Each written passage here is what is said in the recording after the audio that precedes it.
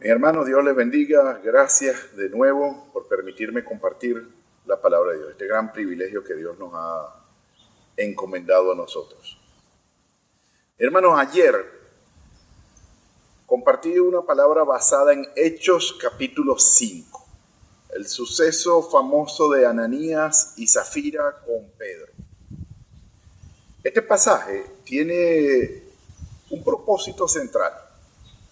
Habla sobre la mentira trae consecuencias. La disciplina pública dentro de la iglesia trae orden y trae temor y reverencia a Dios. Temor y reverencia a Dios. Pero algo muy poco visto en este pasaje es el ejercicio de los jóvenes dentro del ministerio de la iglesia.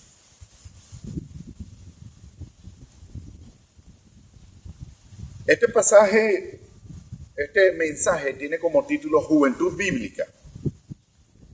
Y voy a hacer énfasis en el versículo 6, donde, para ponerlo en contexto, entró Ananías con una ofrenda para Pedro, pero basada en una mentira. Ananías había recibido una herencia, la vendió, y de todo el dinero obtenido en esa venta, él trajo una parte como ofrenda a los apóstoles, pero él había dicho que había entregado todo lo de la venta y no una parte. Pedro lo reprende y en el momento de su reprensión, donde él está diciendo, ¿por qué has mentido? No has mentido a los hombres, sino a Dios.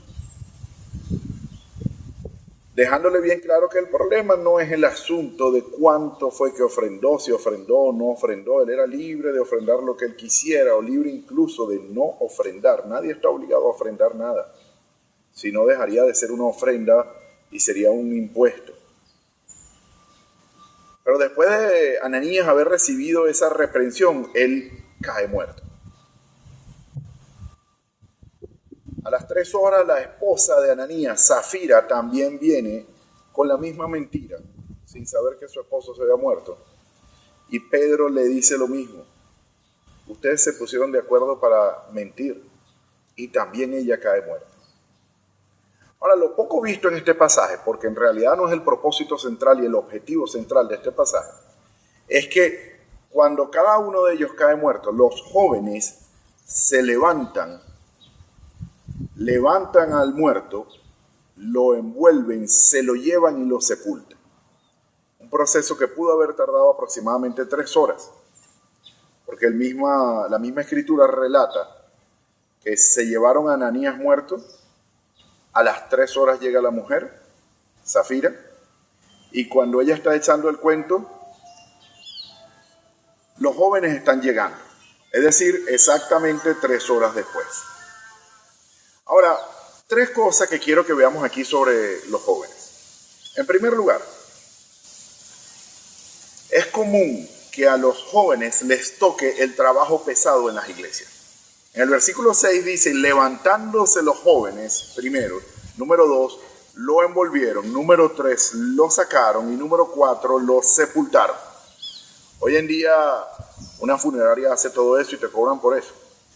En ese entonces ellos lo hicieron solo y créeme, no tenían la tecnología que podemos tener hoy, la ciencia y todo este conocimiento de biología que podemos tener hoy para preparar un cuerpo para enterrarlo.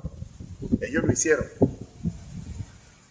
Los jóvenes tienen la capacidad para hacer eso, porque la misma Biblia nos enseña en Proverbios 20 que la gloria de los jóvenes es su fuerza. Proverbios 20, 29. El trabajo que ellos hicieron fue largo, duró 3 horas. En el versículo 7 dice, pasado un lapso como de 3 horas, entró la mujer y sucedió exactamente lo mismo. No hubo quejas al regresar, sino que llegaron y esperaron sus nuevas asignaciones. Y repitieron el proceso con la esposa de Ananías, Zafira, que también cayó muerta y también se lo llevaron igualito. La segunda cosa que podemos ver es que ellos ya sabían qué hacer. En el versículo 6 dice que después de haber muerto, ellos se levantaron. Los jóvenes se levantaron. Levantándose los jóvenes, no les mandaron que se levantaran, no les encomendaron que se levantaran, no les ordenaron que se levantaran. Ellos se levantaron por su propio deseo. Probablemente ya en esa iglesia tenían un plan. ¿Qué hacer si alguien se muere aquí? Probablemente el mismo Pedro ya les había instruido a ellos qué hacer en estos casos. Porque suena tan natural cuando lo lees en la Biblia que pareciera que ya hubiesen estado preparados para eso. El punto es que en este momento nadie les ordenó hacer eso, sino que ellos por su propio medio se levantaron. Vean esto, el mismo Pedro, que es el que está presenciando todo esto y siendo uno de los protagonistas aquí de esta historia, escribe en su primera carta, capítulo 5, versículo 5, igualmente jóvenes, estad sujetos a los ancianos y todos sumisos unos a otros, revestidos de humildad, porque Dios resiste a los soberbios y da gracia a los humildes. Aquí está dando la orden a los jóvenes de estar sujetos a los ancianos.